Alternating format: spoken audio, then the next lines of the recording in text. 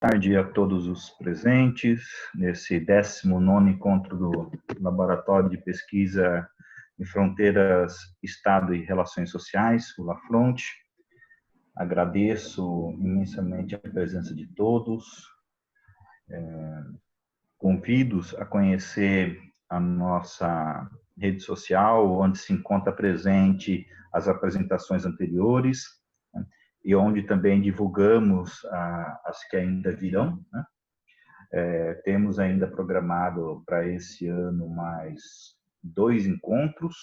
Nós temos, na semana que vem, a apresentação do professor Juan Arriaga Rodrigues, da Universidade de Quintana Roo, do México, e no dia 30, a apresentação da Letícia, que está aqui presente hoje. Muito obrigado, Letícia.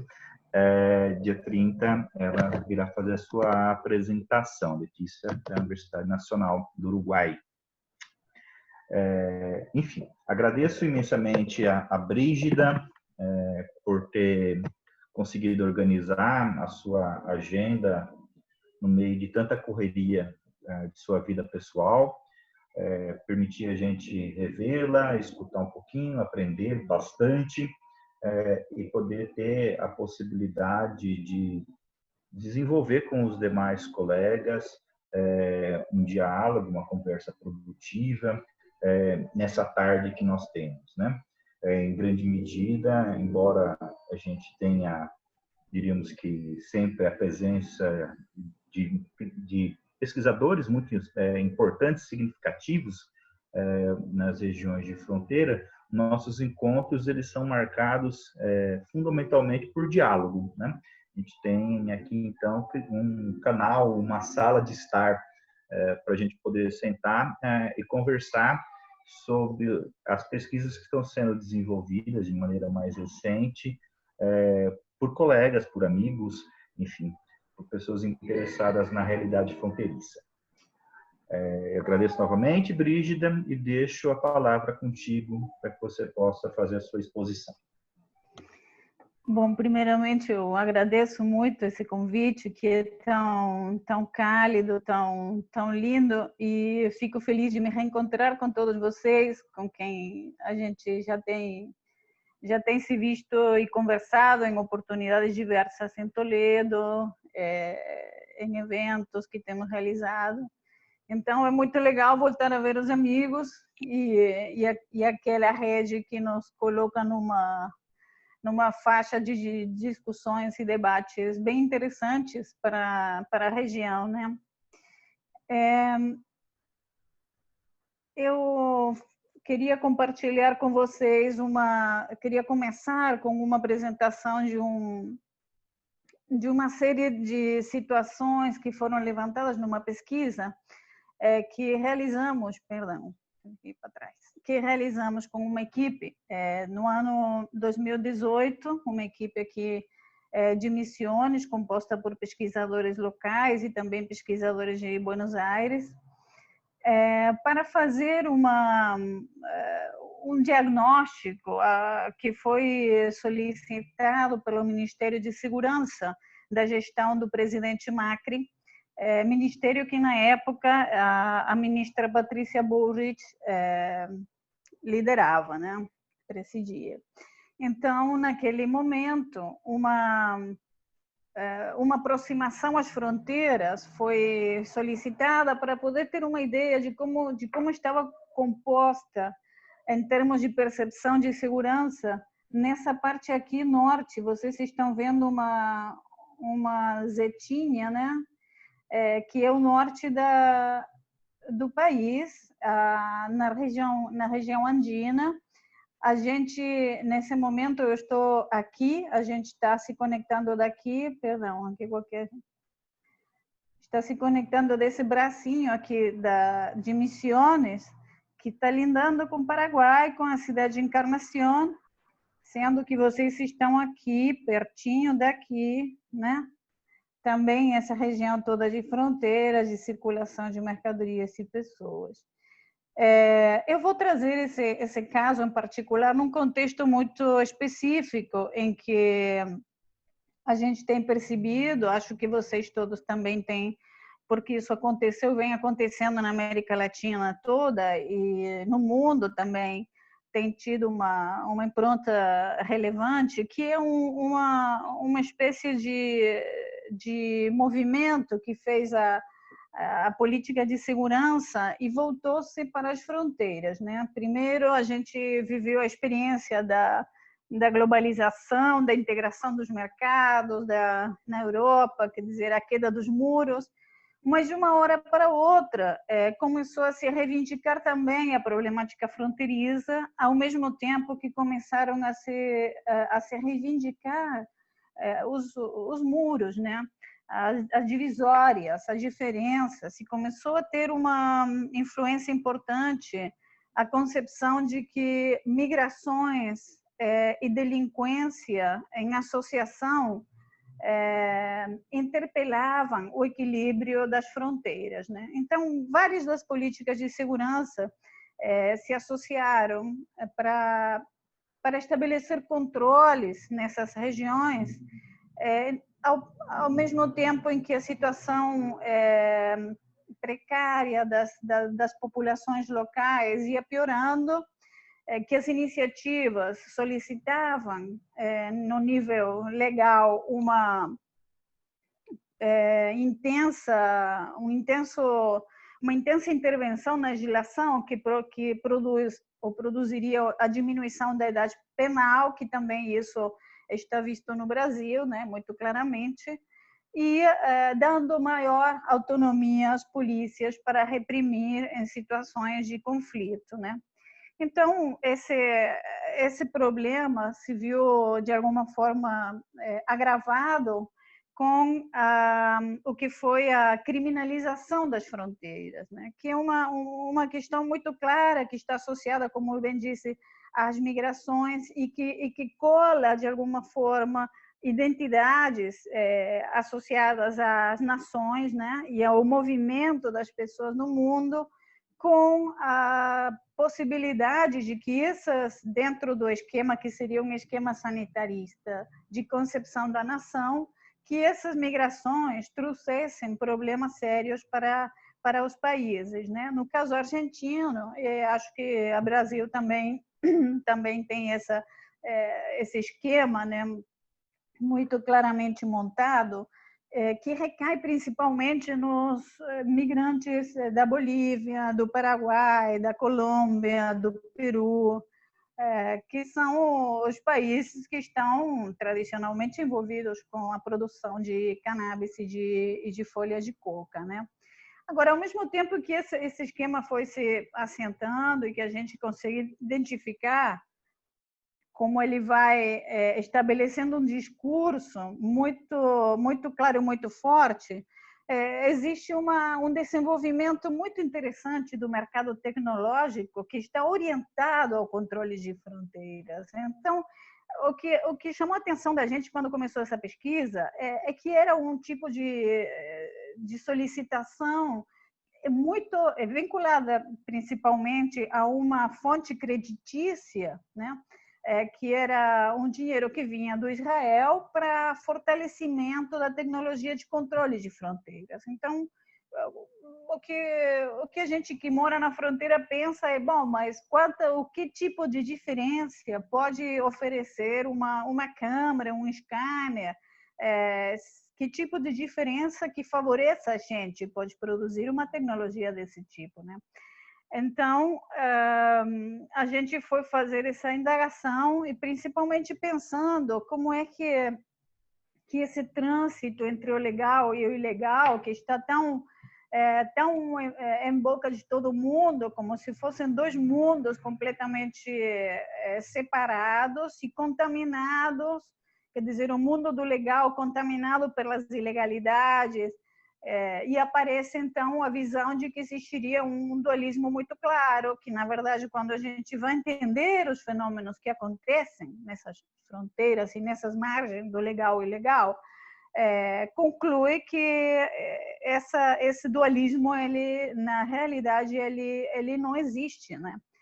que são formas de articulação de práticas que estão envolvendo tanto os esquemas legais próprios da burocracia e dos controles dos Estados nacionais, quanto às práticas iniciativas da população, que pode estar com necessidades de se reproduzir materialmente e apelar por isso a determinadas práticas como o contrabando, que é o nome oficial da circulação de mercadoria sem controle aduaneiro, alfandegário, como essas duas realidades elas coexistem e sempre o discurso aponta a que não existe controle estatal nas fronteiras ou que o Estado está ausente, né?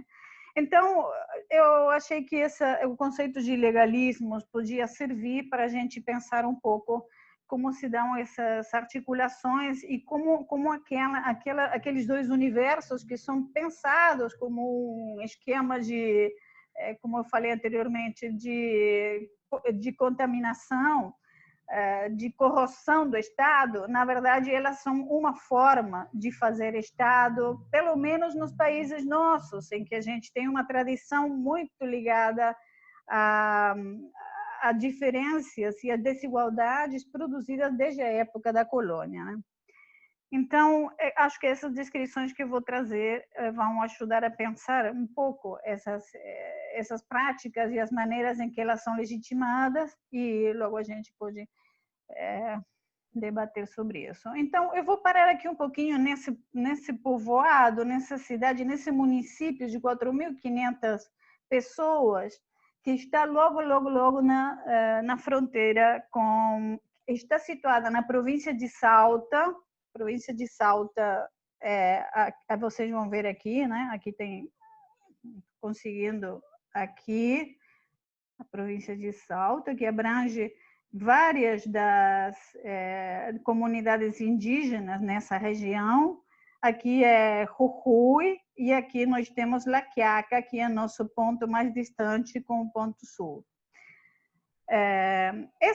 Essa cidade, ela está em fronteira direta com a Bolívia, que foi onde nós estivemos para fazer um relevamento. Não vou falar que foi muito denso, porque o tempo foi pouco, então não conseguimos fazer etnografia, mas muita informação relevante permite problematizar a questão.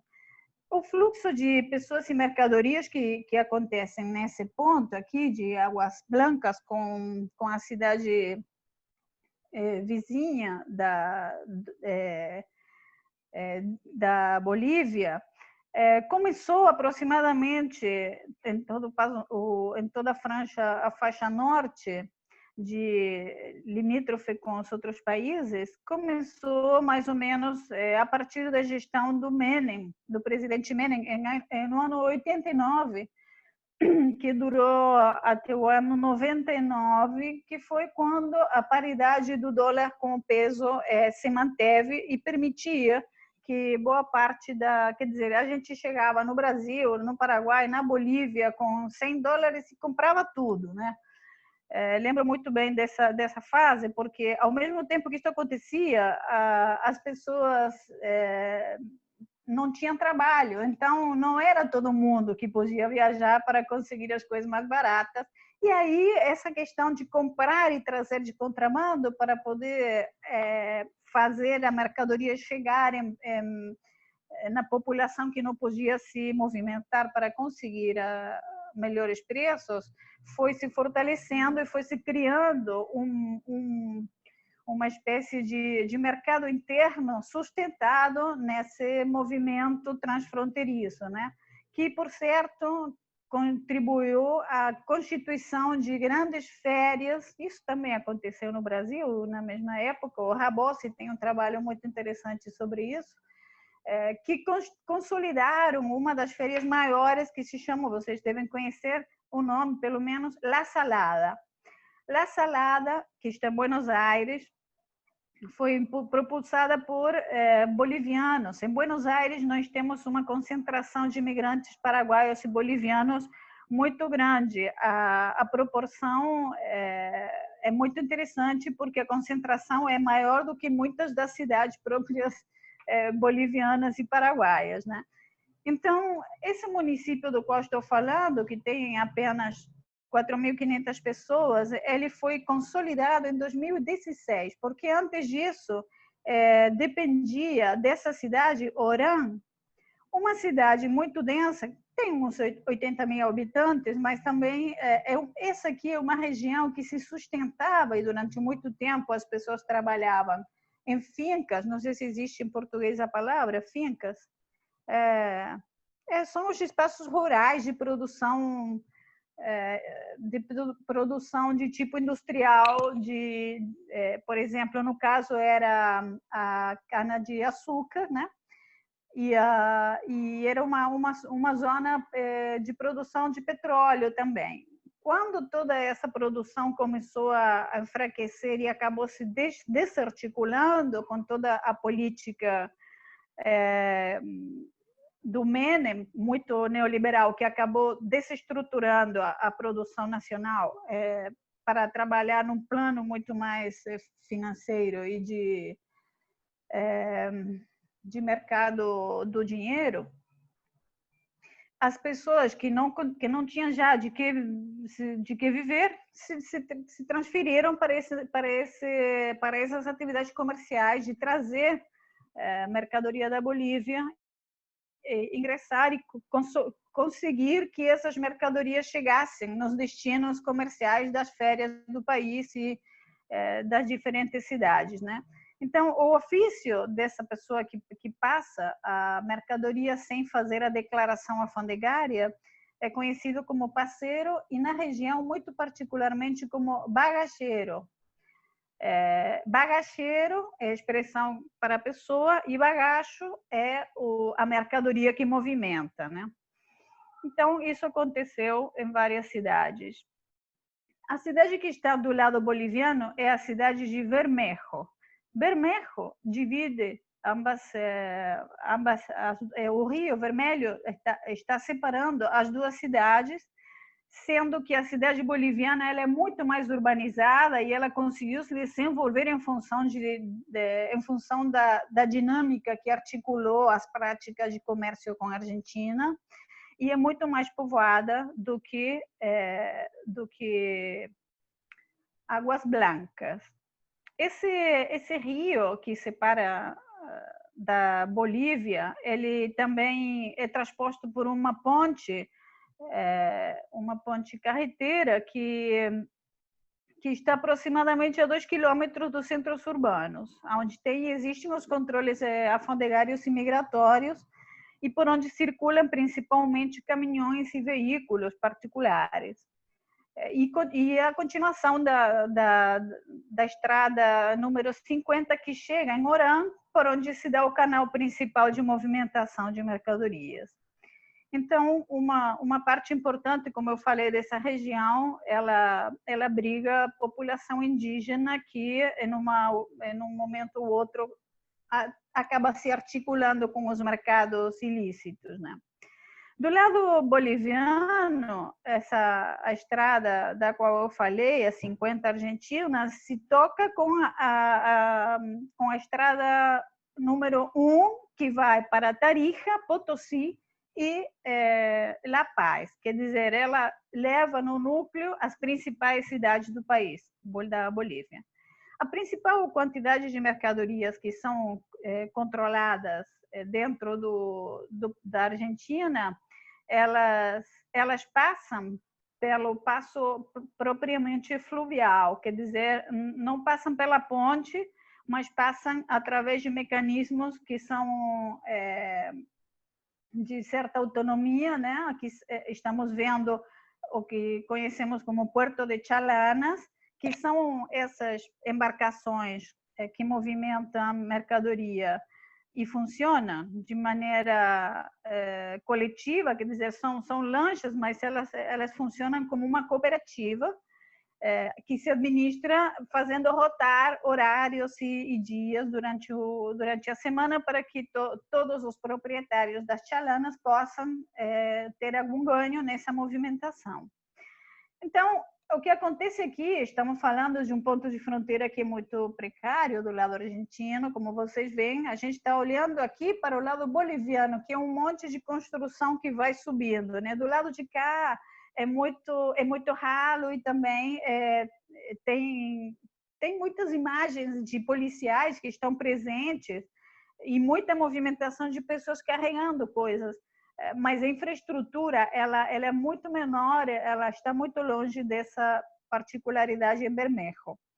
Então, muitas vezes, na passagem da fronteira aqui do Rio, as pessoas querem que seja legitimada a mercadoria que passa, mas muitas das vezes, como é um ponto remoto no país, toda a conexão deixa de funcionar, param de funcionar as antenas, o sistema, o famoso sistema, não conseguir fazer as declarações do que ingressa. Então, se isso está paralisado, para não paralisar a população, as pessoas que trabalham na alfândega cobram um X de dinheiro para que a pessoa passe com a mercadoria, ou então deixe a mercadoria e passe sem a mercadoria, mas nada disso consegue ser sempre formalizado. Então, não existem documentos de apreensão, também não existem documentos de permissão.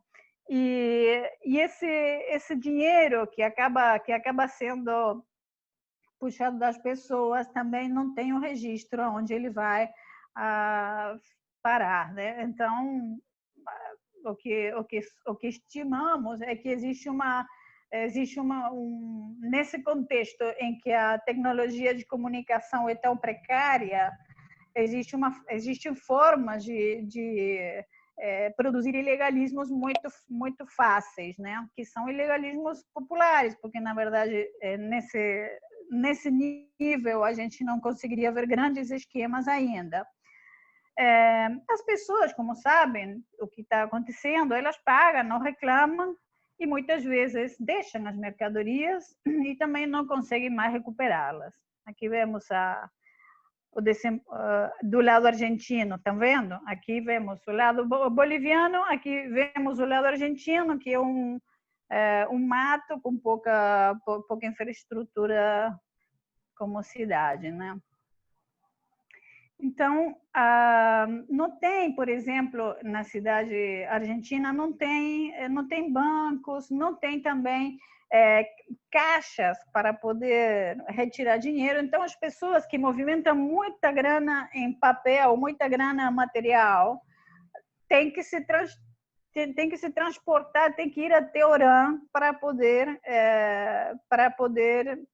muitas das pessoas que trabalham em instâncias públicas têm que ir para Orán a cobrar, a receber o salário. Então, quando elas voltam com salário, às vezes são assaltadas, inclusive as pessoas que trabalham nesse mercado ilícito também, quando acumulam e querem fazer negócios mais importantes, também ficam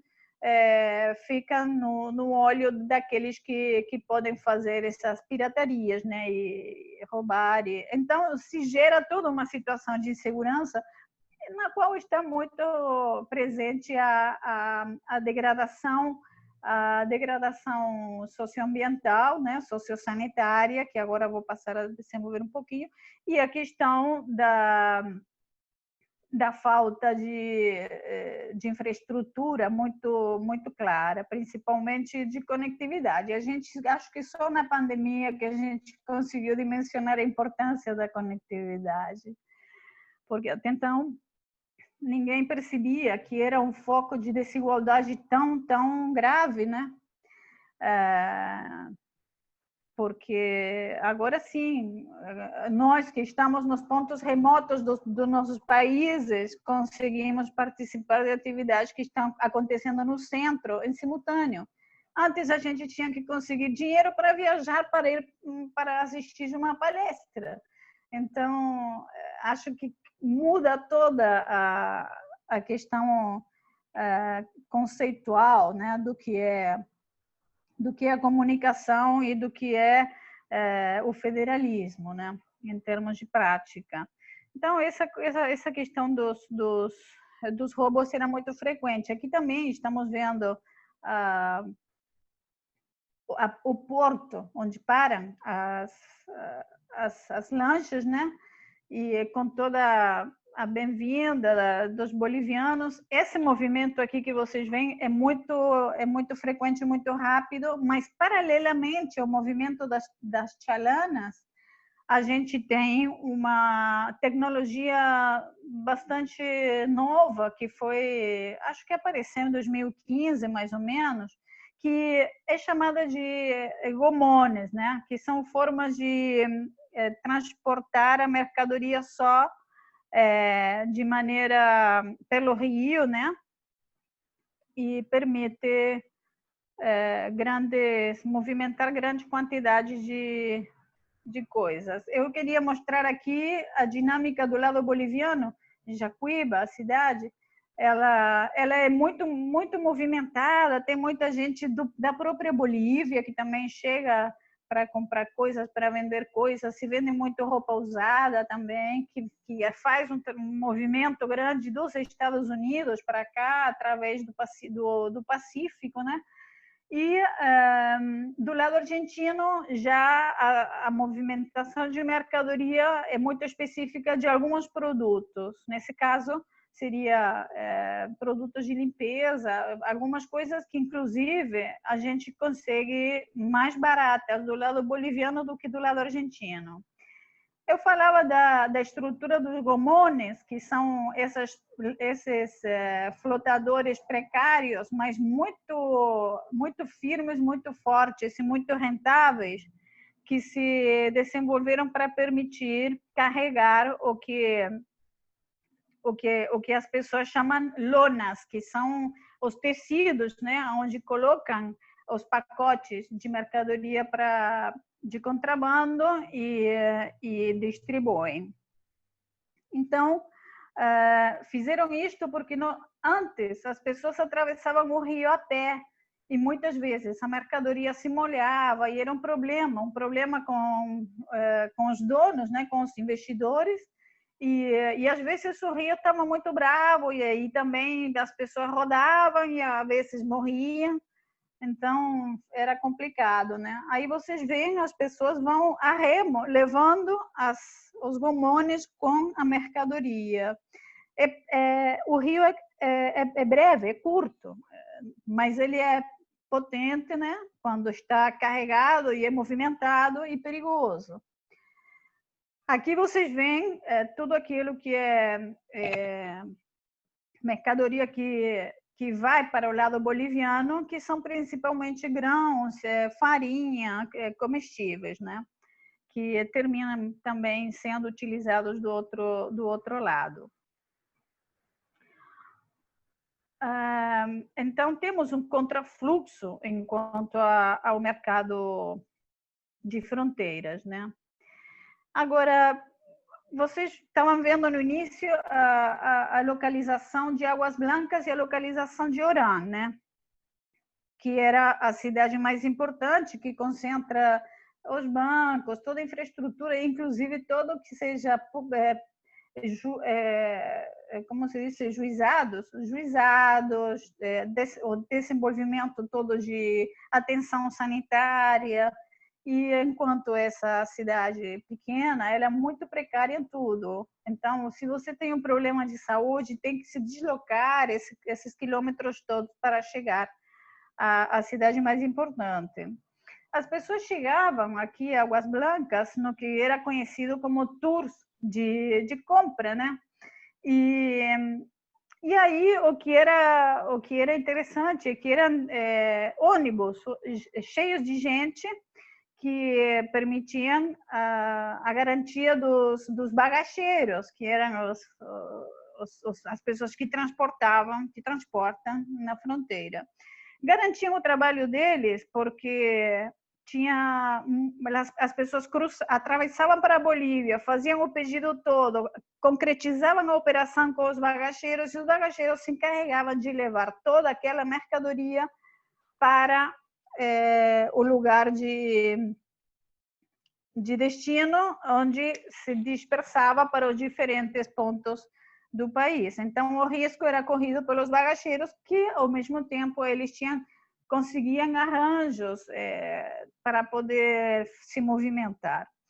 Agora, foi nesse período que eu estou falando, a partir de 2015, foram muitas as situações críticas que se deram entre os trabalhadores da fronteira e as forças de segurança que, na verdade, respondiam a este discurso político de que tinha que ser combatido o narcotráfico vinha da fronteira, tinha que ser blindada a fronteira porque era muito porosa e a gente tinha que impedir a contaminação e todo aquele discurso sanitarista. O que aconteceu foi que as forças de segurança começaram a aprender muito reiteradamente a mercadoria das pessoas. Aprendiam a mercadoria sem fazer registro, né? Muitas vezes. Aprendiam os veículos, que também muitas das vezes não tinham a documentação atualizada, quer dizer, era tudo muito precário. E no momento, os próprios trabalhadores começaram a pensar como fazer uma cooperativa de pessoas que trabalhavam disso, o que foi conhecido popularmente como cooperativa de bagacheiros, mas que, para os promotores da própria cooperativa, era a cooperativa de trabalhadores de fronteira. Vocês podem apreciar a diferença na carga moral das expressões, né? Então, quando eles decidiram montar uma cooperativa porque diziam que os policiais eles faziam roubos em banda, porque eram muitos os policiais dentro de uma operação sem que houvesse realmente um acompanhamento judiciário, sem que houvesse um envolvimento formal, explícito, né? Mas embora não tinha esse desenvolvimento administrativo legal, existia sim o envolvimento de um juiz em particular de Orã, que era quem, articulado com as polícias, conseguiu se envolver com os mecanismos de passagem de folha de coca e de cocaína, né? A propósito do caso, quando a gente chegou para fazer a pesquisa, ele estava sendo julgado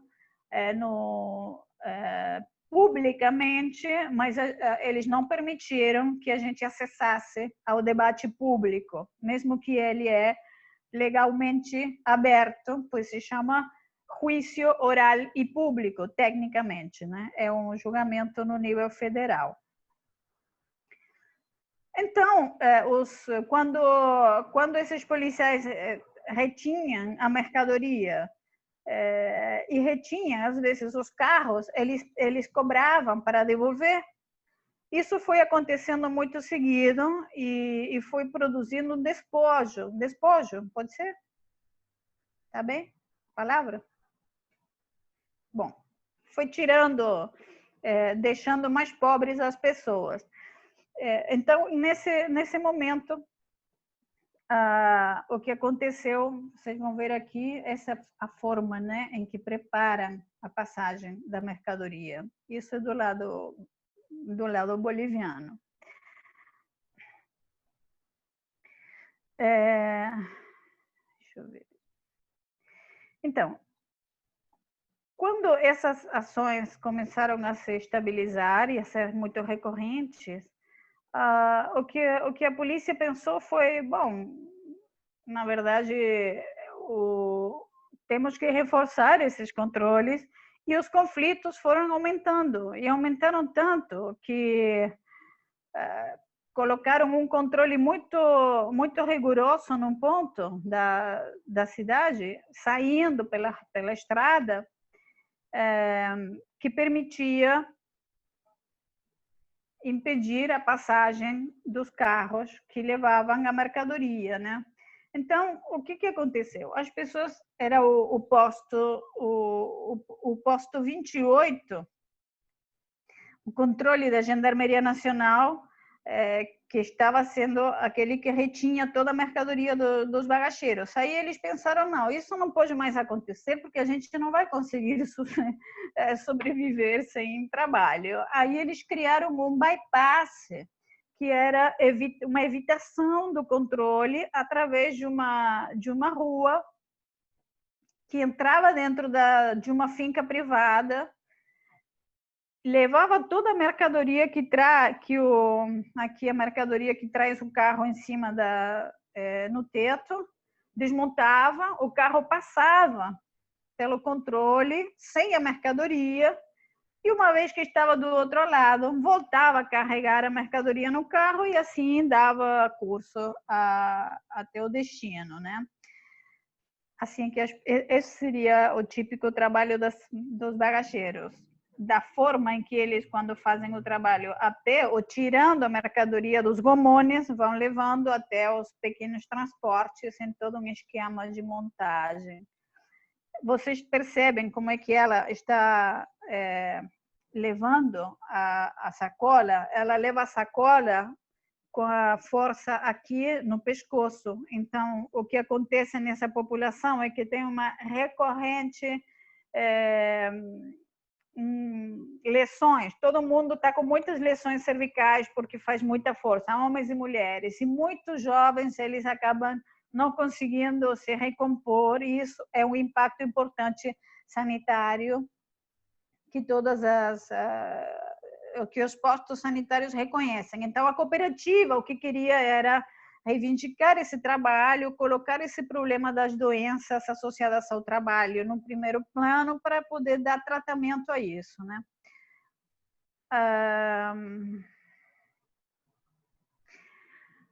O que aconteceu nesse ponto foi que quando entrou o governo do Macri e a gestão da Patrícia Burris, falaram, bom, mas esse controle aí não faz nenhum sentido, tendo bypass, qual é o sentido do posto? E aí cancelaram o posto, levantaram todo o controle e levaram para outro ponto, já diretamente na estrada, né?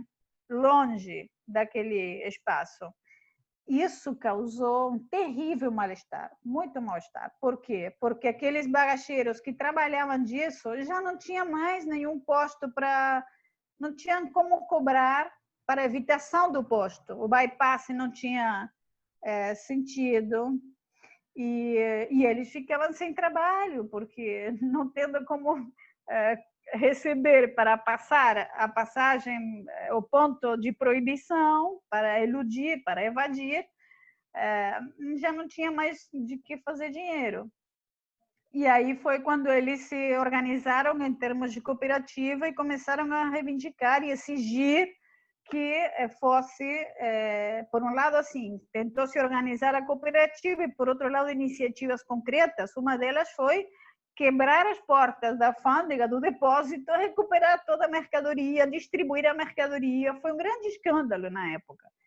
Até que, finalmente, a polícia teve que colocar o controle de novo para poder permitir que o bypass funcionasse e as pessoas tivessem a possibilidade de trabalhar fazendo a evitação do controle.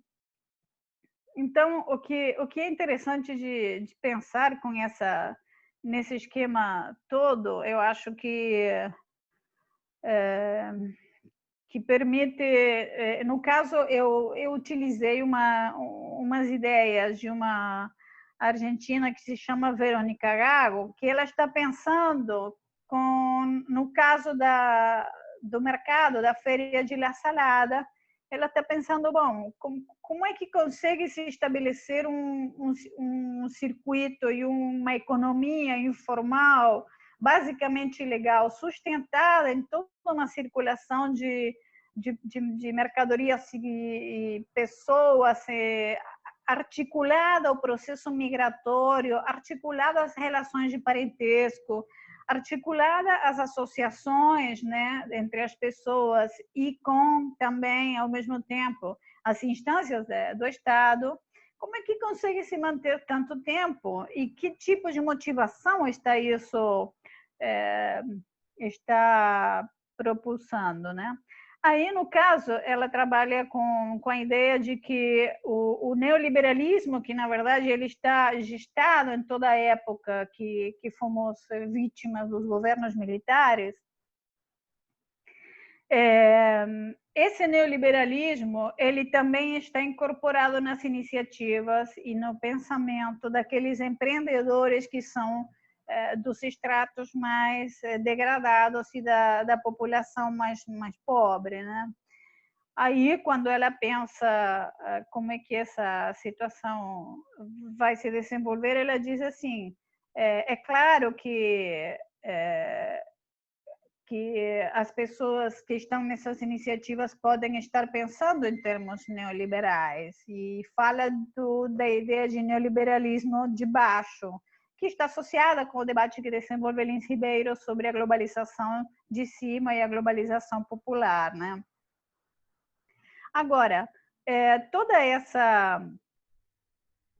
essa questão, ela se reflete muito bem quando pensamos, no caso, para mim, resultou um instrumento conceitual interessante para pensar como essa iniciativa da cooperativa, ela tinha muito, das entrevistas que nós fizemos, a iniciativa tinha muitos elementos mágicos, assim, fantásticos. Por exemplo, era ter um tipo de, como se diz,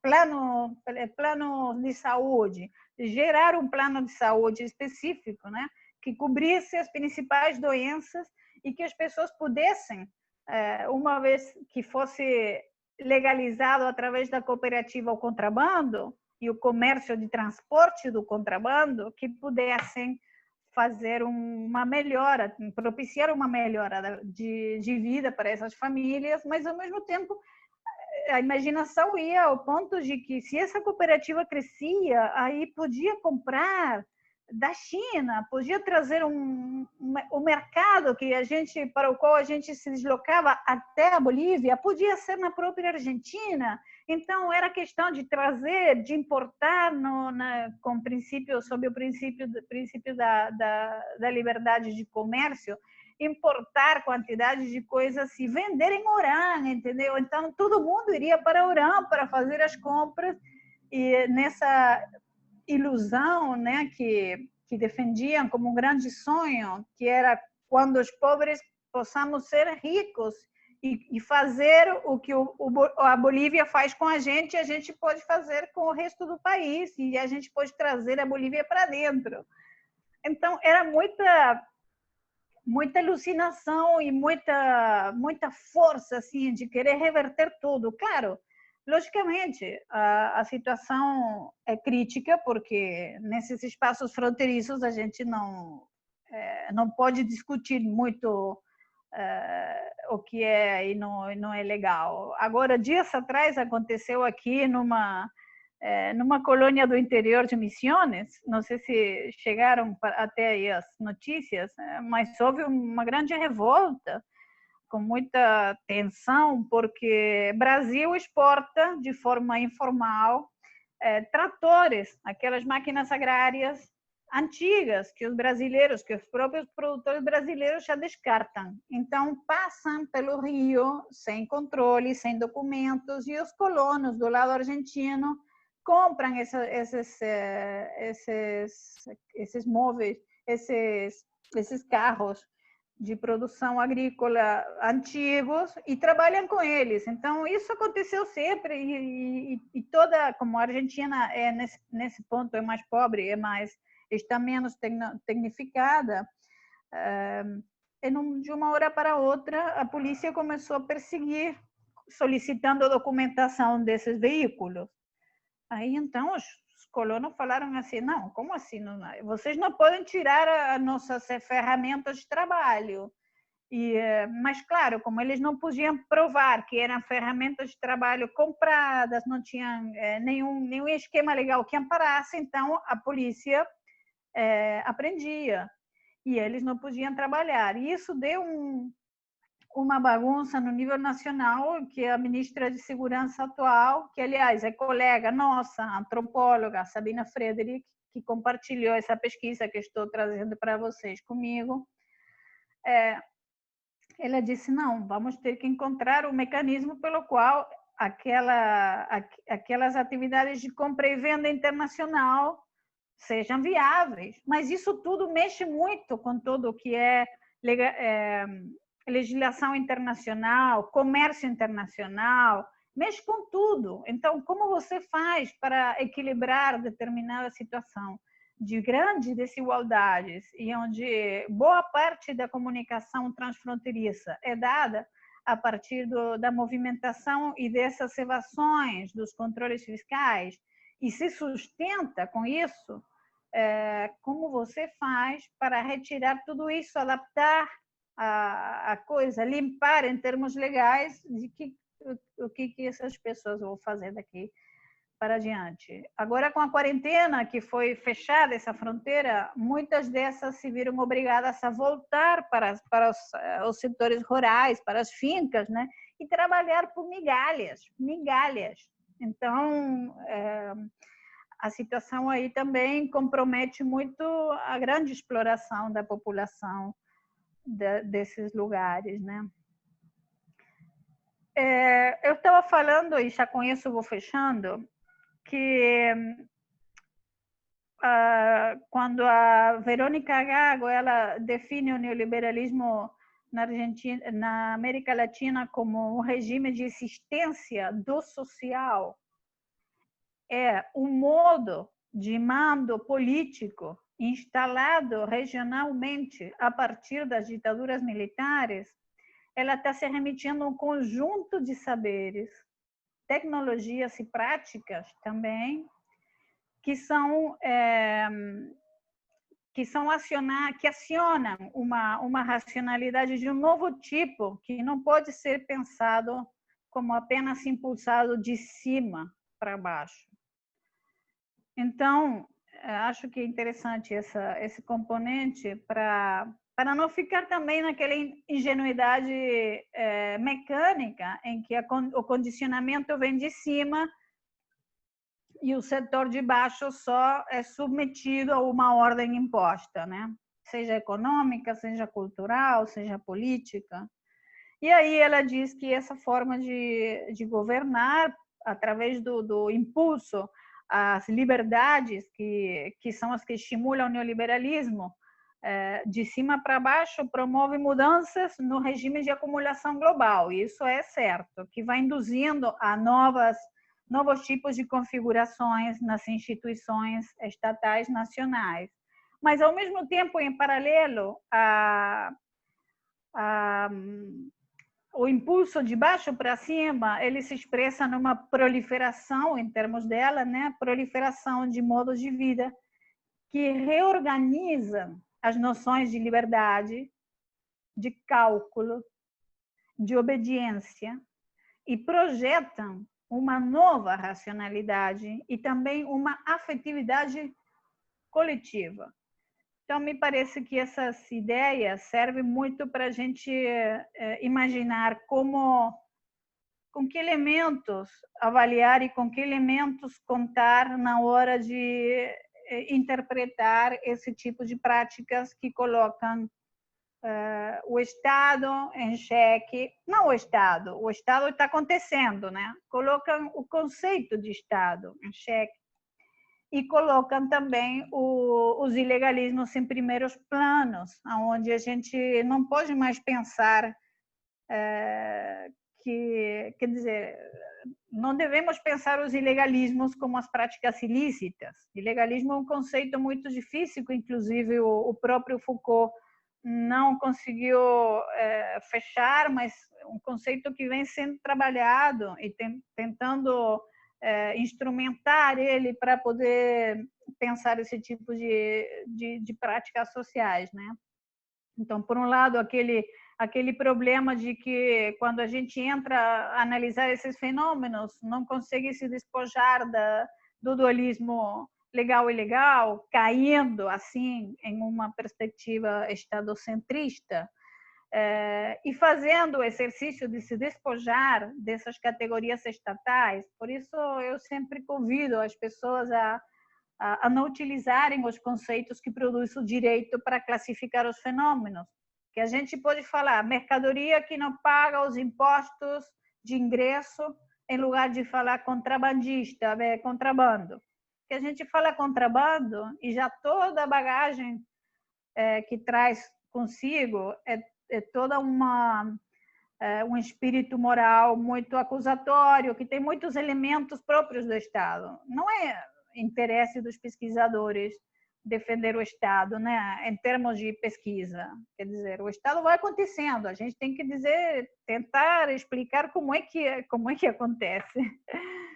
E aí acho que colocar em suspense várias dessas categorias fortalece muito o nosso trabalho e nos tira desse eixo e nos permite também recuperar os conceitos locais, os conceitos próprios, as categorias nativas, os sentidos lógicos, aonde com essa inspiração na Verônica eu poderia dizer que daria para entender o impulso da cooperativa no marco dessas situações que defendem, que estão enquadradas no ilegal em termos do Estado ideal, mas que são também as projeções do mundo no mundo no qual eles pretendem viver, o desenvolvimento das próprias vidas em determinado contexto.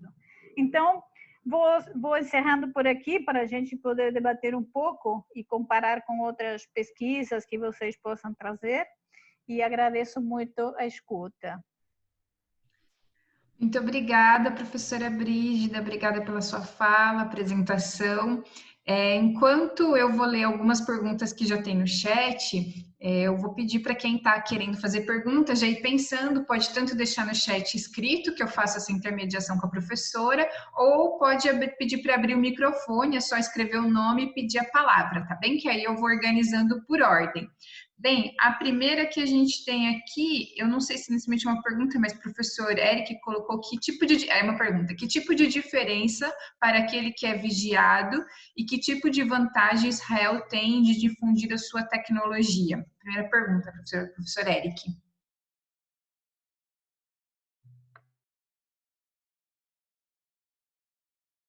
A gente não te escuta, prof. Tem que ligar o microfone. Posso falar? Pode, claro. Melhor, né? Acho que foi melhor. Quando você estava fazendo, eu já vou aproveitar e fazer uma outra questão partindo desse primeiro elemento, né? Você fez referência ao impacto, né? Que as mudanças de tecnologia de vigilância têm em relação ao sujeito que é vigiado, né? Em relação a Israel, a questão é, Israel também exporta tecnologia de vigilância para Foz do Iguaçu, por exemplo, né? Qual é a vantagem para Israel? Isso é simplesmente uma questão econômica, né? Como isso se associa a um conjunto de novas redes de tecnologia, enfim, pensando numa questão de mercado global, né? De tecnologia bélica, né? Acho que isso é uma questão que ainda a gente explora muito pouco, né? Como Israel vem ocupando um espaço no mercado de tecnologia muito interessante e que, ao meu ver, tem repercussão que não é unicamente econômica. Mas, enfim, eu queria tentar pensar um pouquinho a respeito disso, né? Isso é um dos elementos. A outra questão que é envolvida a isso, antes de pular para a segunda pergunta, você fez essa referência no começo de sua fala, né? Só que eu senti a ausência dela no final, né? A partir do momento em que a gente começa a enxergar a mudança do posto de fiscalização e assim por diante, onde que começa a se inserir isso, se insere essas novas tecnologias nessa fronteira, né? Que você fez essa pesquisa de campo, tá? E a outra pergunta que eu ia fazer, e é um monte de coisa. Me perdoa, Brígida, eu fico falando, quando você está falando, você vem borbulhando coisa na cabeça. Eu fico prestando atenção e vem fervendo, né? Um elemento que também é bem, ao meu ver, interessante em observar na fronteira da Argentina, como ocorre também na fronteira brasileira, né? É uma diferença nos processos de fiscalização locais, né? Em síntese, a pergunta que eu fiz no chat, acho que talvez seja mais fácil reproduzir ela, as assimetrias nacionais, né? Qual que é o impacto dela no tipo de presença que o Estado tem de controle e fiscalização em cada lugar, né? Para nós aqui, por exemplo, a fronteira com Foz do Iguaçu e Porto Iguaçu, ela é muito rigorosa, né? Tipo, é uma fronteira que, de fato, a gente coloca como exemplar no sentido de controle, né? Ninguém passa sem mostrar documentação, grande parte de quem passa tem o carro fiscalizado e assim por diante, né? Só que poucos quilômetros depois a gente inicia um conjunto de outras municipalidades, como por exemplo Porto Liberdade e assim por diante, onde essa fiscalização já não existe mais, onde o fluxo de embarcações já é mais intenso e assim. Por exemplo, agora vai começar a se construir uma ponte entre São Javier e São Xavier, né? Enfim, essa fronteira até então, ela é muito frágil, né? No sentido de controle, né? Até que ponto, então, a gente pode pensar, como que pode se pensar isso, essa relação entre assimetrias nacionais e controle, né? Acho que essa é uma outra questão. Eu tinha uma outra pergunta, mas depois eu volto a falar de novo. Deixa os outros comentar. Depois eu retorno, assim que conseguir formular ela, tá? Obrigado, Brígida. Tá, como são 3, então eu vou pode ser 3, 2, responde o que você quiser responder, o que você acha que vale a pena. Aí, então, enquanto o resto vai pensando outras coisas e associações, Tá ótimo. Então, com relação à mudança de tecnologia de vigilância, eu acho que nós estamos num momento, claro, né? Já não tem, nesse momento, poucas armas são. A situação dos exércitos no mundo inteiro, ela tem mudado muito e tem passado para um esquema de controle diferente, né? De controle já propriamente de segurança. Então, os Estados-nações, que antes tinham que se equipar muito, porque era perigo de guerra com outro país, limítrofe era iminente sempre na civilização dos Estados nacionais, e isso já não acontece. Então, existe todo um mercado que era um mercado potencial até a revivificação das fronteiras, um problema, né? Com relação a Israel, é uma excelente pergunta e acho que a gente devia explorar mais isso, porque no caso aqui, por exemplo, esse investimento, esse gasto, porque eu não consigo chegar ao conceito de investimento devido a que os resultados eles são pífios, né? Então, por exemplo, toda aquela tecnologia, a gente fez o diagnóstico e fomos relevando todo tipo de impressão, apreciação sobre tanto aqueles scanners enormes que estavam assim para caminhões, quanto scanners pequenos e todas as ações dentro dos espaços alfandegários, como isso ia acontecendo. E as pessoas diziam, não, realmente a gente não faz nada com uma câmera que está reproduzindo o tempo inteiro todo o movimento de mercadoria, identifica as pessoas porque ninguém usa máscara, mas ninguém pode interferir, ninguém pode ingressar, apreender, levar preso, expropriar, porque se a gente faz isso, essas pessoas todas morrem de fome. Então, é muito interessante essa combinação de mercados globais com esses controles nacionais e essas soberanias dos Estados nacionais. Eu acho que aí tem um conflito interessante, uma tensão problemática que não vai ser tão fácil de resolver, né? No caso nosso, bom, você sabe, todo mundo sabe, a Tríplice Fronteira, quer dizer, a intervenção em termos securitários da Tríplice Fronteira está associada a uma série de hipóteses que comprometem, sim, toda a sequência de atentados, né? Então, no caso específico que eu falava para vocês sobre essa pesquisa, foi o próprio Ministério que solicitou um trabalho de perfil etnográfico, e, na verdade, era num contexto em que ele já tinha recebido um crédito do Israel para desenvolvimento dessa tecnologia de fronteira, que ia ser progressivamente nesses lugares que a gente fez o relevamento. O que eles queriam era, quer dizer, não era tanto saber, eu imagino, a gente imagina que não era tanto saber como é que essa população apreciaria esses investimentos, porque foi tudo feito em linha de tempo, etc.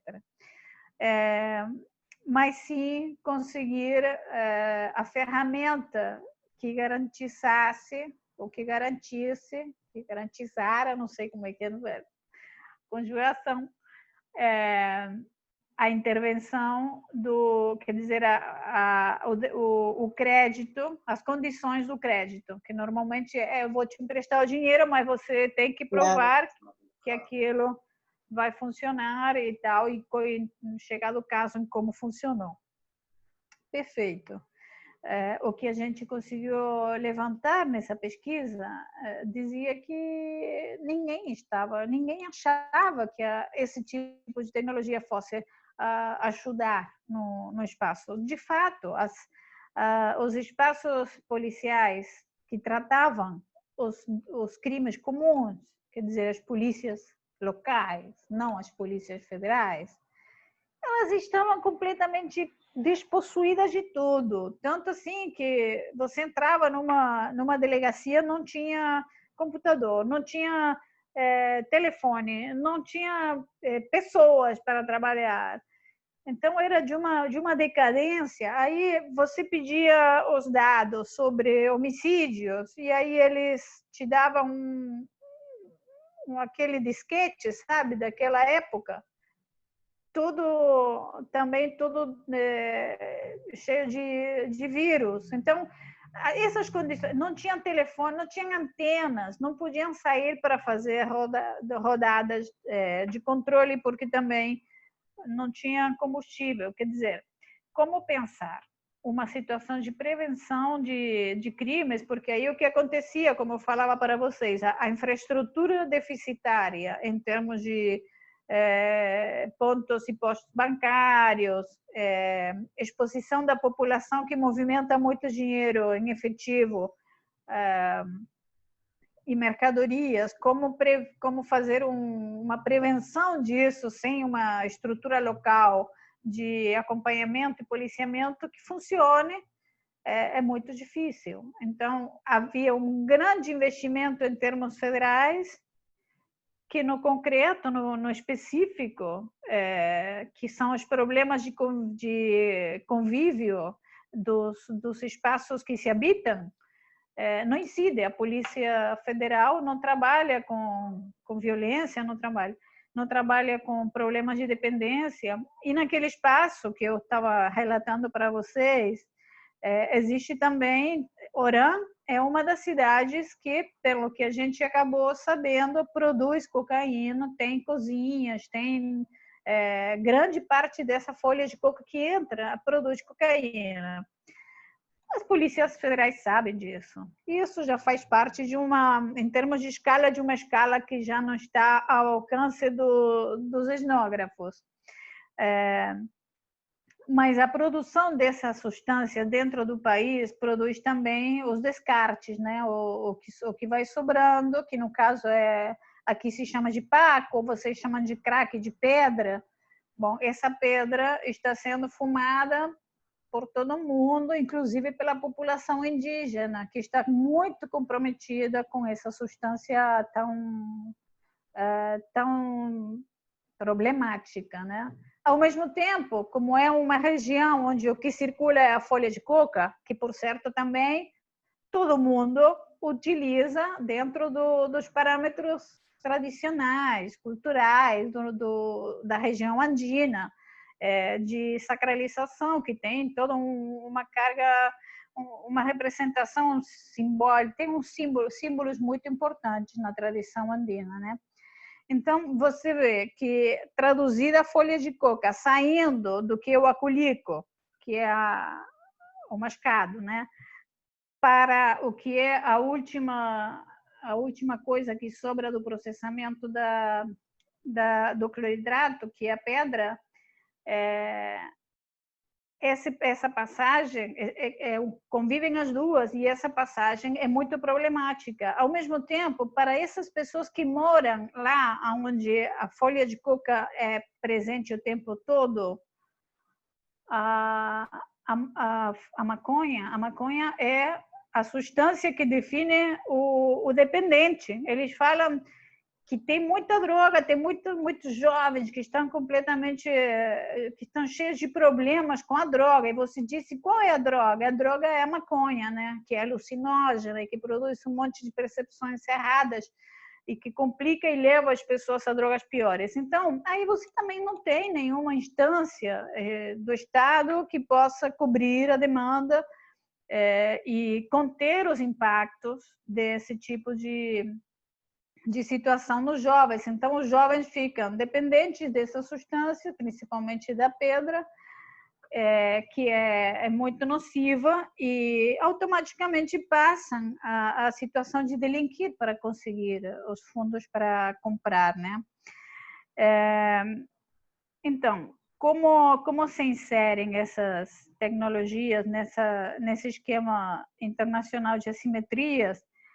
Também, como eu falei antes, era muito impressionante ver as câmeras colocadas no ponto específico da passagem internacional, onde todo mundo ia carregado de coisas, e que isso estava sendo projetado na central de Buenos Aires, no ponto Sentinela, no edifício Sentinela, que estava controlando o país inteiro, e que isso não, enfim, fosse assim um simulacro de segurança, que é a forma que eu estou titulando essa apresentação, na verdade, que estou preparando para publicar. Que eu acho que tem um ponto de simulação importante que gera uma biopolítica muito específica, né? Que é enquanto a gente monta os esquemas de controle, não aciona, porque é a única forma que essas pessoas podem ainda subsistir. Bom, eu não respondi nada do que você perguntou, mas tudo bem, vamos para outras questões. Muito obrigada, professora Brígida. Eu vou passar a palavra para o professor Gustavo, que também deixou uma pergunta no chat, daí ele vai fazer também pelo microfone. Professor Gustavo. Oi, Gustavo. Que bom te ver. Professor, o microfone está desligado.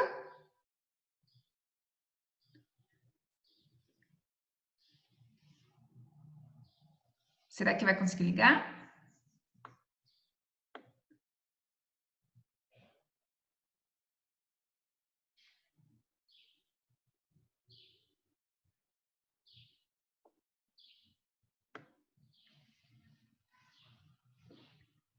Professor, eu acho que eu... Ah, tá, tudo bem. Então, Deise, quer fazer sua pergunta também no microfone? Temos a Deise, depois o professor Eric de volta, aí a professora Letícia também, na ordem. Deise, quer fazer pelo microfone ou eu leio? Na verdade, foi mais um comentário, uma reflexão, assim, que eu fiquei pensando durante a sua fala, Brígida, que é desse papel do Estado, né, com relação às práticas ilegais. Como essas práticas elas buscam uma forma de inserção dentro do Estado, né, através da cooperativa, e fazem essa pressão na atuação do Estado, como foi o bypass que você falou também. E aí eu lembrei no Brasil do caso do RTU, que foi uma lei que tentou se regularizar também, regulamentar a prática do sacoleiro, né? como uma tentativa assim de inserir nessa lógica do Estado-nação neoliberal ou ocidental que a gente tem. E me fez a pergunta se isso não seria um apontamento de uma crise que a gente vivencia nesse modelo de Estado, se isso aí não poderia ser um indicador, né, de uma crise dentro desse modelo de Estado. Mas é mais uma reflexão, não sei o que. Aí também, assim, eu e a Manu, a gente estava fazendo fofoca aqui nos corredores, pelo WhatsApp, assim, comentando como a gente achou diferente essa prática na verdade, até Manu depois pode falar, né, essa prática do Estado nessa região específica, como ela difere das outras regiões da Argentina, como é a fronteira aqui com o Brasil, em Foz do Iguaçu, né? Uma outra lógica de Estado. A gente achou isso interessante também. É muito interessante o teu comentário, Daisy. Eu acho que existe... Aqui temos, na verdade, uma bibliografia que nos acompanha, que é o Joshua Heyman, que ele é um antropólogo norte-americano que ele tem produzido bastante sobre a questão... deixa eu escrever aqui. Acho que, se não conhecem, acho que vale a pena conhecer. Tem duas letras no meio, mas colocando assim vocês já vão conseguir achar. Ele tem tudo no Academia, vão conseguir aí tudo. E ele diz o seguinte: estamos longe e devemos continuar longe de pretender produzir uma teoria da fronteira. Não existe uma teoria da fronteira, porque as fronteiras, elas são fenômenos que acontecem. A gente pode fazer estudos nas fronteiras sobre as dinâmicas, mas nada garante que você possa, que produzir uma teoria possa ser útil para as diferentes realidades. E eu acho muito acertada a posição do antropólogo, porque efetivamente, mesmo aqui, como você assinalou, a situação difere muito entre um ponto do país e outro. Da mesma forma, o Brasil, quando a gente fez junto com Michel Misse o estudo sobre a pesquisa sobre fronteiras, que compartilhamos em Toledo com vocês em um dos seminários, a gente encontrou também grandes diferenças. Não podemos negar também que várias peculiaridades também confluem em situações específicas. Por exemplo, o que caracterizava no caso as diferenças estava associado ao tipo de país com o qual lidava, né? E aqui também, quer dizer, essa fronteira da qual estamos falando, ela faz fronteira com a Bolívia. A fronteira com o Paraguai já é outro perfil. A fronteira com o Brasil é outro perfil, e assim por diante. Então, para isso, eu acho que temos que estar preparados, e entendo que a comparação traz enormes vantagens para pensar em termos conceituais.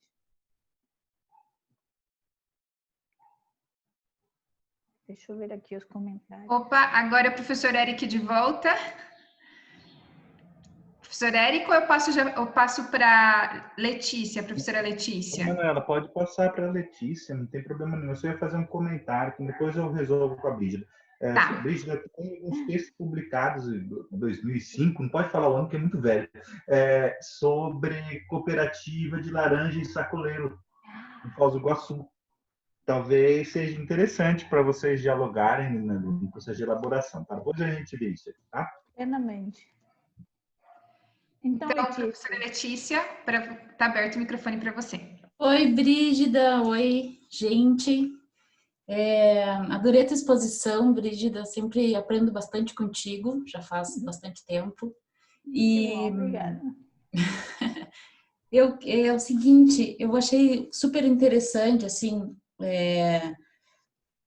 quando tu coloca a questão da desconstrução da ideia de legalismos, né? Eu acho que a gente está num outro momento digamos, as nossas pesquisas. Assim, a gente já usou tantos ilegalismos para tentar compreender as dinâmicas, para tentar, e parece que agora a gente está numa transição, né, para tentar, para instrumentalizar de outras formas, né, o que acontece nas fronteiras, né, que são tão distintas, como tu mesmo colocasse entre elas, não tem uma teoria única, mas tem algumas questões que por mais que elas sejam todas diferentes, tem algumas questões que em muitos momentos se repetem, especialmente nas cidades que tem um número reduzido de habitantes, né, como é o caso que tu apresentou.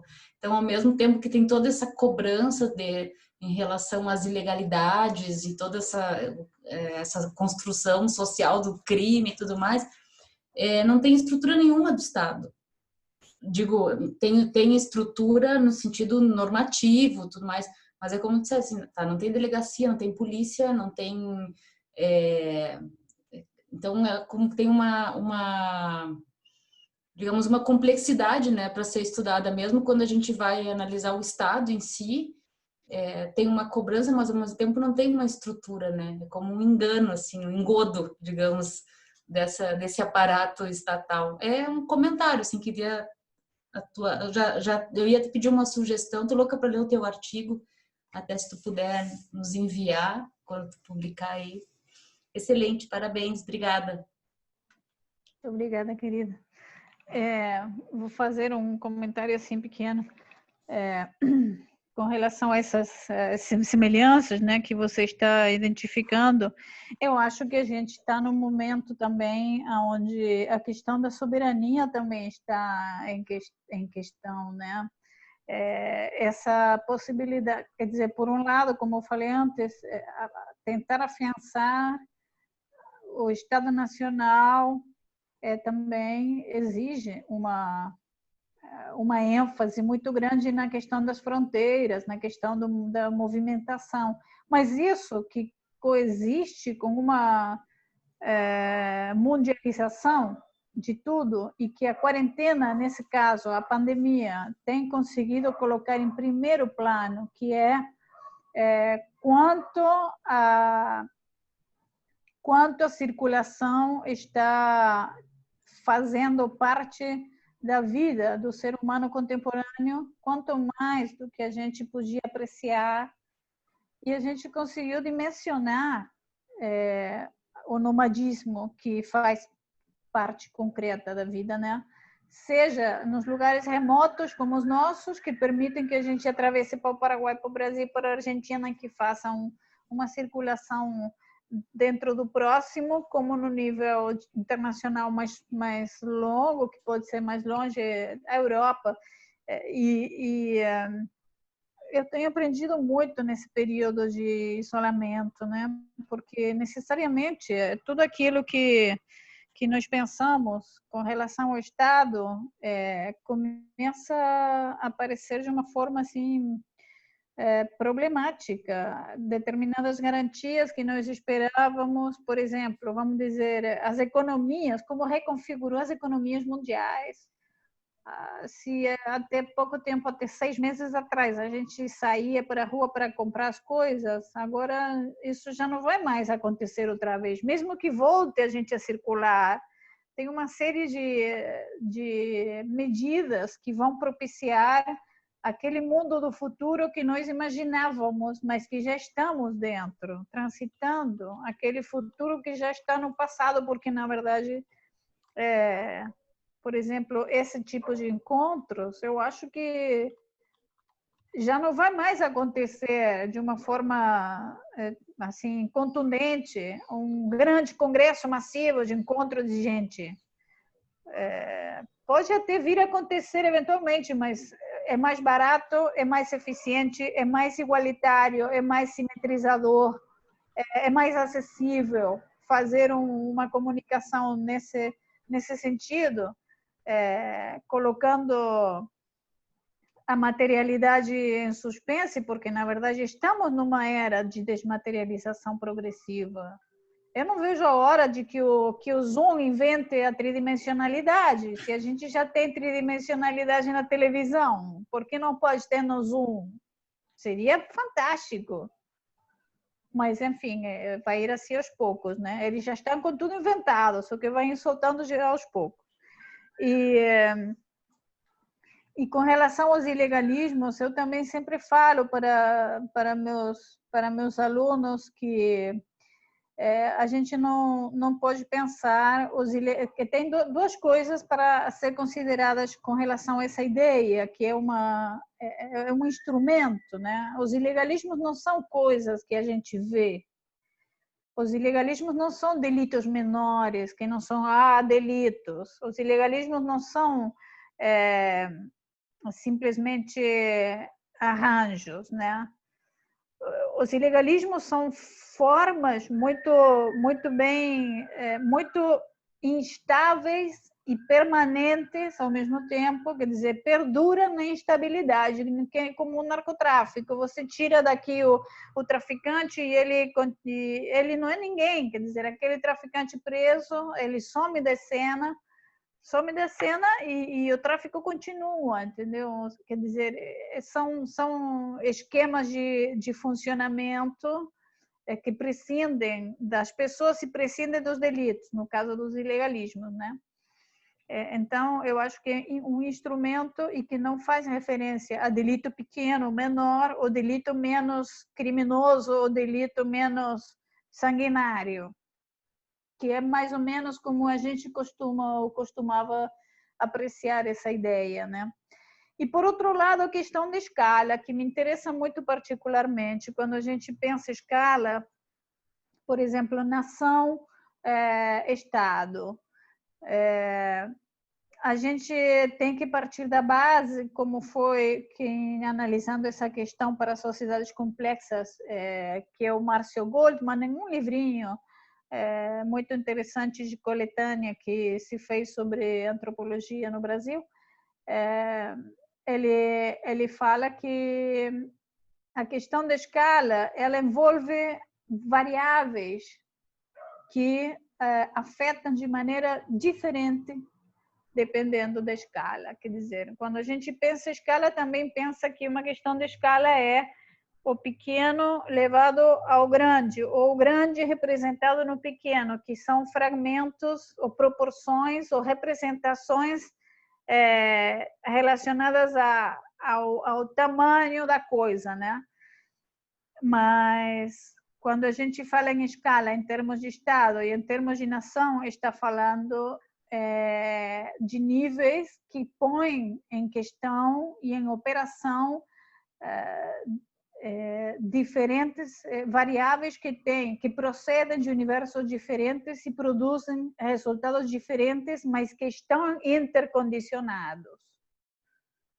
Então, o comércio ilegal, em termos de nação, é a Polícia Federal caindo nas fronteiras, debruçando em cima dos contrabandistas, e a questão do comércio do contrabando nos lugares onde acontecem já envolve outro tipo de elementos que estão permitindo ou negando, existindo, coexistindo, mas que não são os mesmos. Contrabando no nível federal, pensado no nível federal, não é o mesmo que o contrabando onde acontece.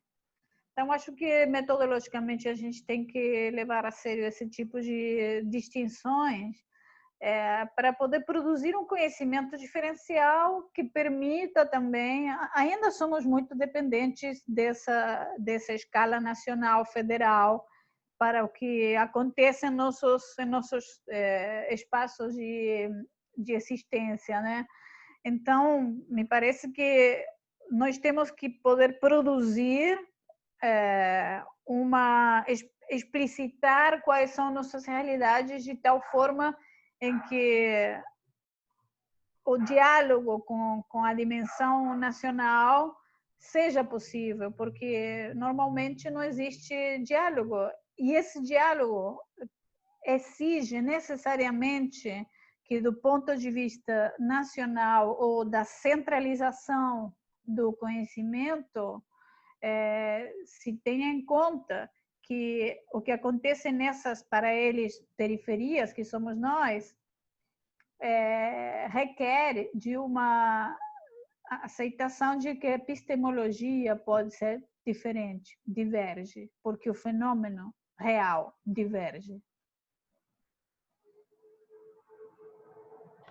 Obrigada, professora Brígida. Professor Gustavo, consegue abrir o microfone agora? Deu certo agora? Agora sim. Configuração, né? Eu queria começar dando boa noite para todo mundo, fazendo um comentário em cima da primeira fala da Brígida, né? Com relação a Israel, né? Não é inocente essa colocação de câmeras nas fronteiras da Argentina. Por que não é inocente? Bom, primeiro que Israel adora vender equipamentos militares para a América do Sul, né? E equipamentos de tecnologia. Eles adoram fazer isso. A outra coisa é a seguinte, né? A venda desses equipamentos, ela acaba fazendo uma projeção de soft power, né? De Israel com a América Latina. Por quê? Passa aquela impressão, porque considera a atividade do fronteiriço criminosa, né?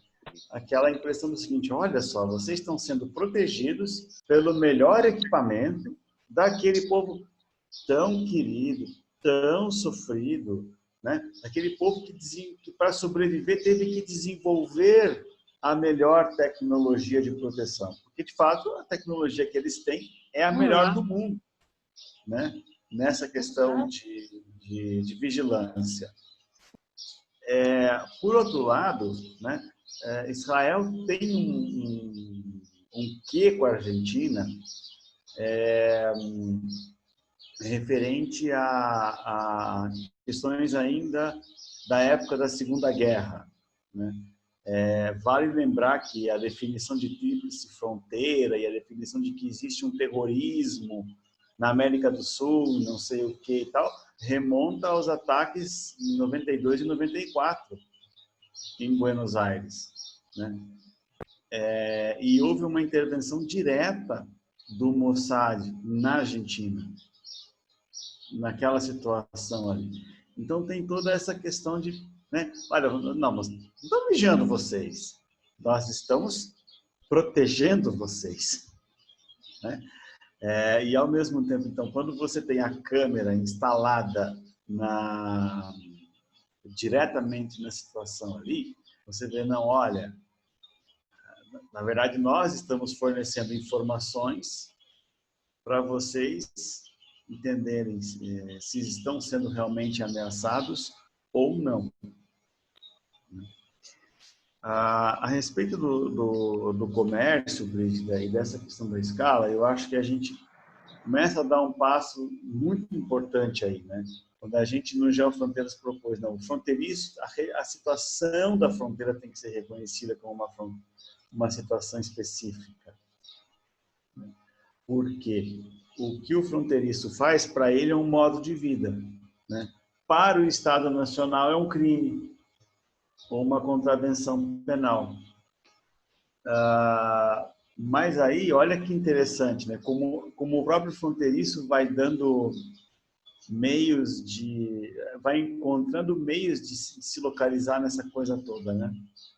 Quando você propõe a criação de uma cooperativa, você está propondo, sim, a legalização de uma atividade. E que é justo, é legítimo, né? Essa cooperativa vai ter um registro na Receita Federal, ela vai pagar impostos, ela vai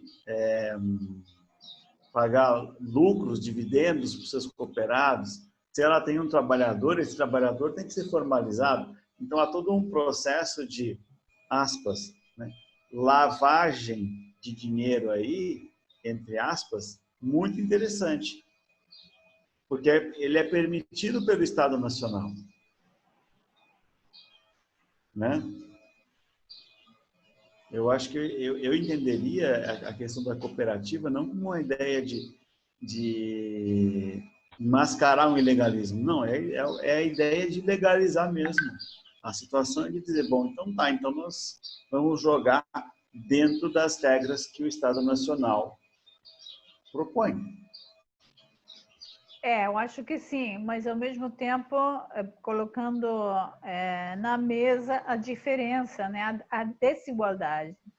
Uhum. E, por outro lado, me parece que essa ideia de cooperativa é tipo um empreendedorismo, tipo fazer uma empresa coletiva. Agora, vou te contar, essa situação que eu conheci naquele momento, pouco tempo depois, pessoas que constituíam, inclusive que faziam parte daquelas que deram a primeira iniciativa para constituí-la, foram presos por narcotráfico. Isso é uma questão a estudar, né? Porque a gente também nunca termina sabendo como procede a questão do se é real, se não é real, se é montagem, se é para desarticular, se era realmente traficante. Isso, dado que a gente sabe como funcionam as polícias, não tem como garantir os fatos. Obrigada. Pode falar, desculpa. Achei que tinha terminado. Não, sim, que a Argentina tem uma relação muito particular com Israel, certamente, mas nesse caso se acrescenta a questão do crédito, que a empresa que foi a que providenciou o controle, a tecnologia de fronteira, estava vinculada diretamente com, pelo que eu sei, pelas fofocas, né? Não vou colocar a mão na massa, assim, com todo risco, no fogo. Eram parceiros de iniciativas comerciais do marido da ministra de Segurança. É bem provável que exista mesmo essa relação. É bem provável que exista. Porque se a gente se mata entre conhecidos, você raramente vai encontrar que homicídio envolve desconhecidos. Então, por que o comércio ou as economias iam envolver desconhecidos? Até podem ser todos parentes, né? Isso é lógico. E lógico seria pensar que poderia ser de outro modo, né? De todos anônimos, de puro mérito, assim, isolado do indivíduo perfeito. Isso que seria uma irracionalidade. Obrigada, professora Brígida. Agora passo a palavra a Patrícia.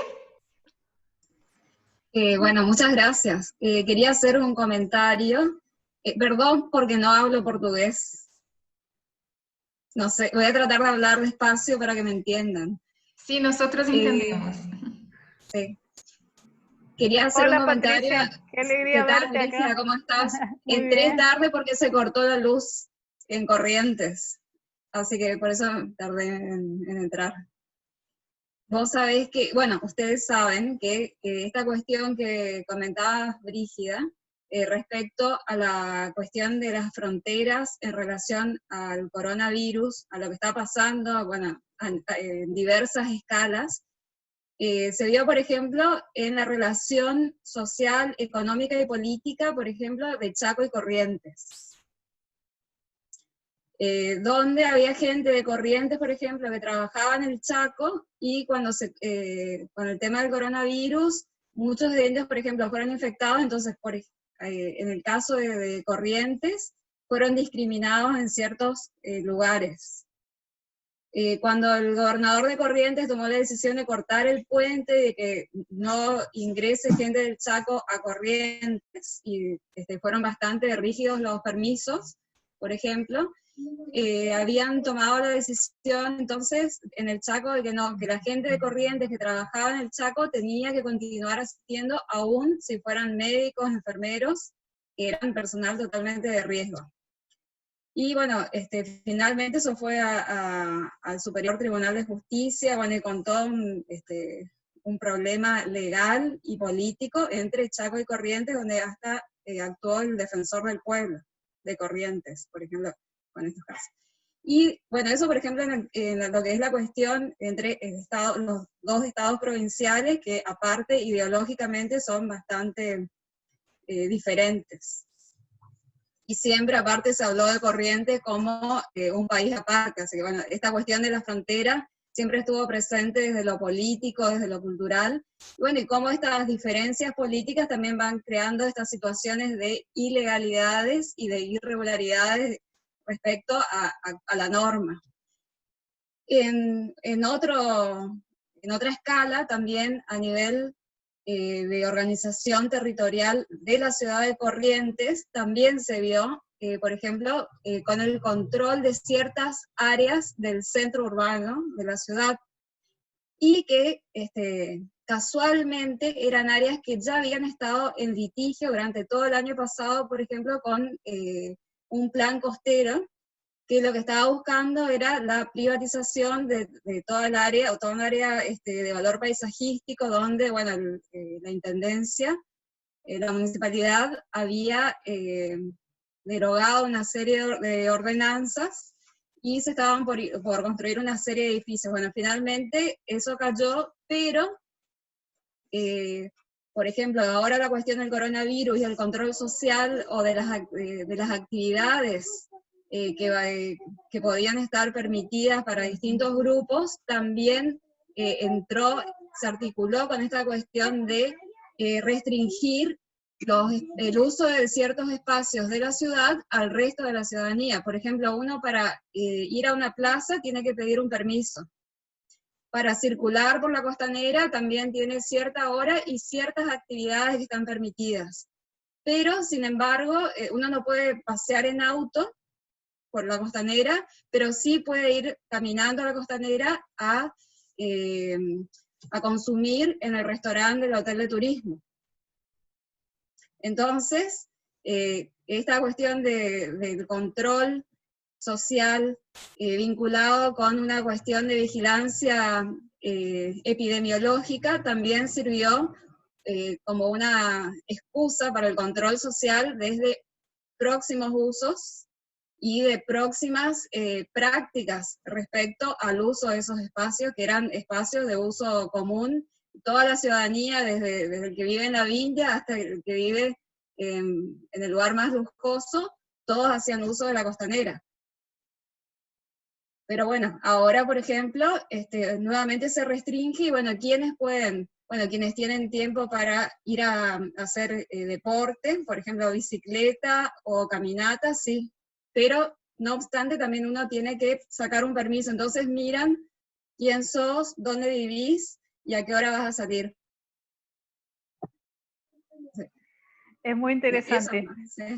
Quería mostrarles que el lugar del que Patricia está hablando está situado acá, Corrientes, que pertenece a la provincia de Corrientes, que linda con Misiones, y Chaco es la provincia contigua y están separados por el río Paraná.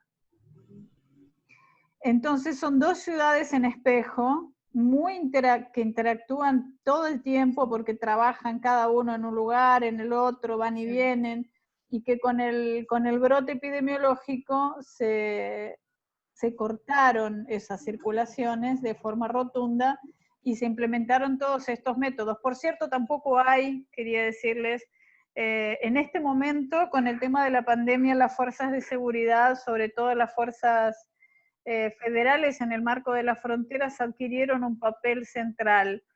Pero el discurso cambió mucho entre lo que era en la época de la gestión anterior, donde el discurso de la seguridad estaba directamente asociado al combate al narcotráfico y al combate a la migración ilegal, pero básicamente era el combate al narco.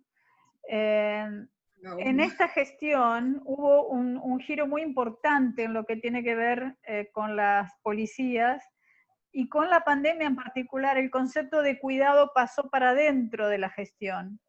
Entonces la idea de que las policías cuidan comenzó a, digamos, alimentar buena parte de los discursos de intervención. Y es cierto también que la población está, bueno, evaluando ese tipo de desempeños, y yo el otro día, medio que jugando, medio en serio, decía, claro, ahora el papel de las policías es controlar, primero que hay un énfasis muy grande en el autocontrol, vos sos consciente, te quedás en casa, trabajás desde casa, no salís, no te ves con tus amigos, etcétera, pero lo que significa para las policías el control que antes hacían, porque ahora, claro, los femicidios y los homicidios se dan de las puertas para adentro, el espacio público está en suspenso, el espacio público no fue expropiado, está prohibido el espacio público. Entonces hay una, digamos que si el espacio público antes era el espacio de la libertad, ahora vos sos libre en casa, no podés ser libre fuera de tu casa. Y eso viene de la mano de todo este cambio que va a ser realmente, va a producir un impacto muy importante, porque fíjense, si todos trabajamos desde casa ya no hace falta una infraestructura estatal que nos contenga como nos contenía, y el gasto se reduce un montón.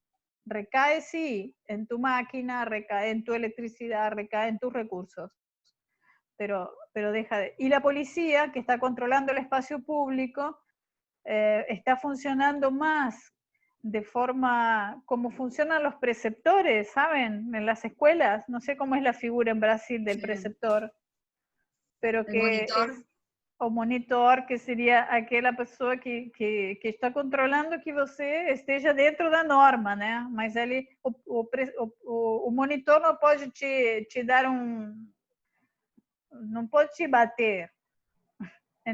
No caso da polícia também, a polícia já pode te pedir aquele aplicativo onde você explica se saiu, não saiu, para quê, quanto tempo, que temperatura tinha quando saiu e tal. Mas o mais interessante é que o controle remoto, o conhecimento sobre onde você está e para onde você vai e vem através desses recursos tecnológicos está sendo a nova forma de biocontrole, né? Apesar de que esses aplicativos, eles não são, eles são de empresas privadas. Então, aí também nós estamos num problema. Estamos cedendo controle às empresas privadas, que são as que manejam, acabam se envolvendo com nossos dados pessoais e com nossos trajetos. Então, o mundo definitivamente mudou em várias dimensões, e acho que a gente ainda não está conseguindo enxergar realmente o impacto da pandemia, né? E também é difícil separar a palha do trigo quando a gente pensa o que corresponde realmente à questão sanitária e o que está correspondendo a uma mudança em termos econômicos mundiais. Está tudo ainda por se ver, né? Então, professora Brígida, eu vou encerrar as perguntas, porque a gente já está quase chegando no horário, tenho muitos alunos aqui presentes que também têm aula daqui a pouquinho, eu tenho que ministrar aula, mas eu queria agradecer a todos e a todas que estão aqui presentes, que fizeram os comentários, as perguntas, queria agradecer aos meus alunos por estarem participando dessa atividade, dizer que eu estou muito feliz, porque esse é um espaço que eu sempre quis que eles tivessem acesso, porque essas temáticas, geralmente dentro da faculdade, a gente não tem tempo para trabalhar e muitas vezes também não tem espaço, porque eles são dos cursos de direito, que são disciplinas muito técnicas, que muitas vezes não nos deixam pensar para além dessas fronteiras disciplinares. Então, eu estou muito feliz com a presença deles aqui, para eles olharem até outras perspectivas. Muitos estão em tempos aí de TCC e acredito que a sua fala ajudou bastante. Em especial, também eu queria agradecer a você, professora Brígida, pela excelente apresentação, fala, todos os comentários. Não sei se o professor Eric quer comentar alguma coisinha, não? Depois eu sei que ele vai te incomodar no WhatsApp pela pergunta que ele não fez. Mas é não, isso, prof. A gente está fazendo aí confluir ideias. Bom, quem agradece sou eu, porque realmente adoro o diálogo com todos vocês e estava com muita saudade de revê-los. E bom, e principalmente eu quero agradecer às universidades públicas, né, que estão permitindo ainda, apesar das crises terríveis que a gente possa cultivar o conhecimento e desenvolver a ciência e a tecnologia por um mundo melhor, que esse sonho não saia dos nossos desejos. Muito obrigada a todos vocês e espero revê-los nesse ciclo.